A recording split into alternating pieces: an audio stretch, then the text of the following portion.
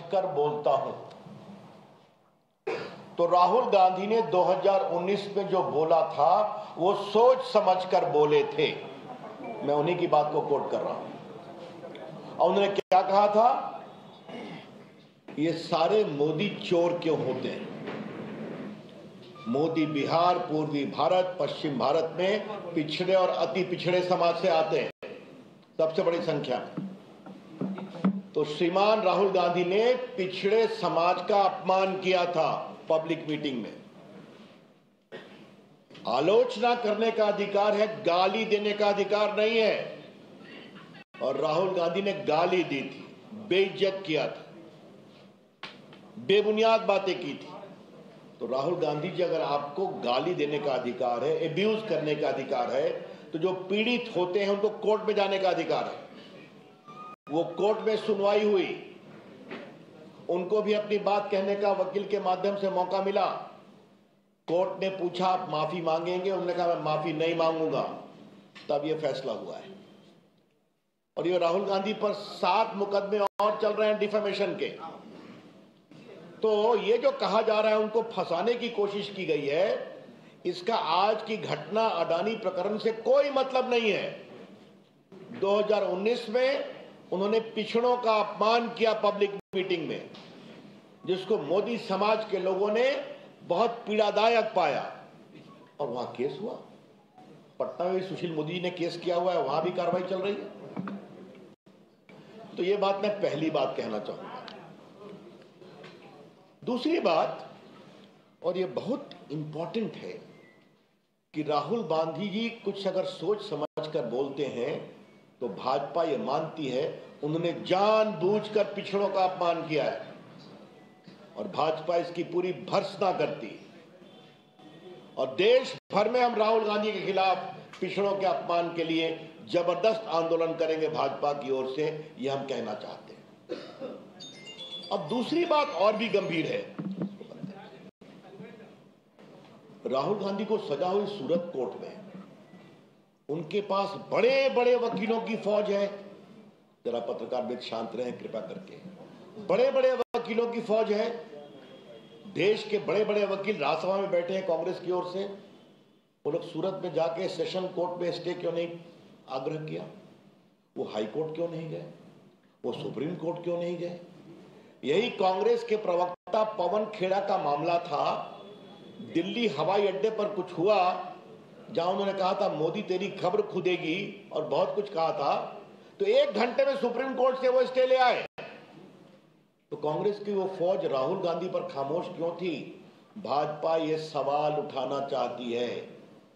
राहुल गांधी अकेले नहीं है, 32 लोगों को डिस्क्वालीफाई किया गया है देश भर में। उसमें 6 भाजपा के लोग भी डिस्क्वालीफाई हुए हैं, सजा हुई, डिस्क्वालीफाई हो गए। उसमें अखिलेश सिंह की पार्टी के हैं, उसमें लेफ्ट के लोग हैं, उसमें कांग्रेस के लोग हैं। बिहार में लालू प्रसाद जी डिस्क्वालीफाई हुए, जयललिता जी डिस्क्वालीफाई हुई।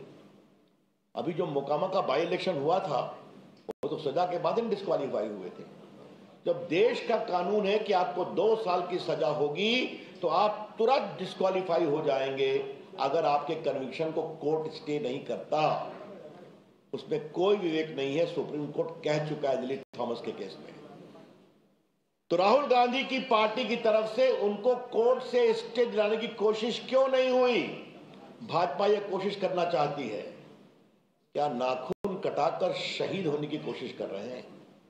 हमारा स्पष्ट आरोप है जानबूझकर यह नहीं किया गया ताकि कर्नाटक के चुनाव में राहुल गांधी के प्रकरण को भुनाया जाए। और ऐसा संकेत उनकी बहन के साथ साथ बाकी लोगों ने भी कहा है। यह बात हम स्पष्ट कहना चाहते हैं।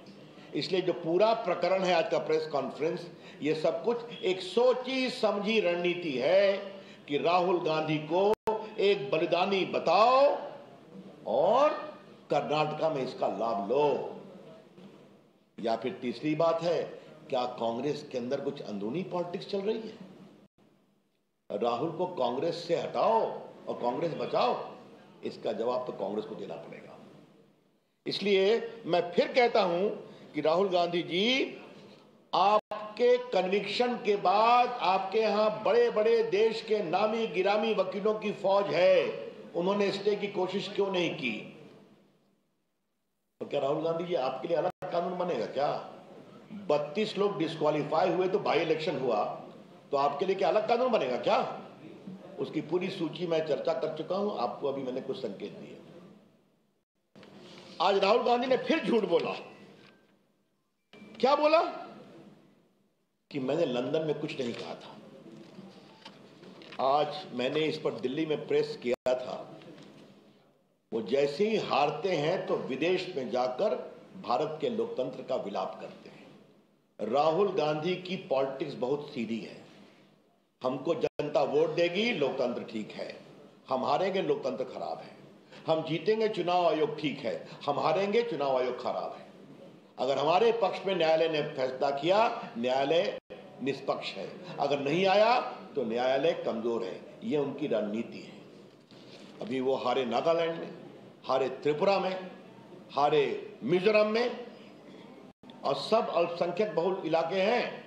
तो लंदन में जाके बोला। आज उन्होंने क्या कहा? हमने कुछ नहीं कहा है ऐसा कि अमेरिका और यूरोप को इसके बारे में विचार करना चाहिए। राहुल गांधी ने आज फिर झूठ बोला है। इसे राहुल गांधी ने लंदन में क्या कहा है आपको हम सुनाना चाहते हैं। सुनाओ।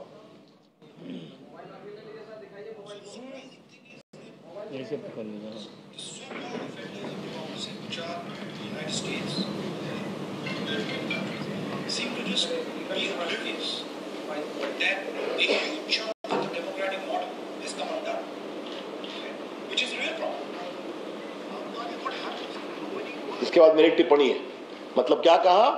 कि भारत में लोकतंत्र कमजोर हो रहा है, इसके लिए अमेरिका और यूरोपियन कंट्री ध्यान नहीं दे रहे हैं। यह समस्या है। ध्यान देने का मतलब क्या है? यहां हस्तक्षेप करें, यही तो हम कह रहे हैं। आज राहुल गांधी की टिप्पणी दिखा दिया। राहुल गांधी ने फिर झूठ बोला कि हमने ऐसा कुछ नहीं कहा था। तो झूठ बोलना राहुल गांधी की फितरत हो गई है। जब भी विदेश जाते हैं, भारत के लोकतंत्र का अपमान करना, भारत की संस्थाओं का अपमान करना, भारत के जनमत का अपमान करना उनकी आदत हो गई है। और मोदी जी पर तो वो क्या क्या नहीं बोलते हैं। मेरे पास पूरी उनकी टिप्पणी है कि वो विदेश में क्या क्या बोलते हैं। भारत राष्ट्र नहीं है, राज्यों का संघ है। और क्या हमारे लोकतंत्र पर बर्बर हमले हो रहे हैं। और क्या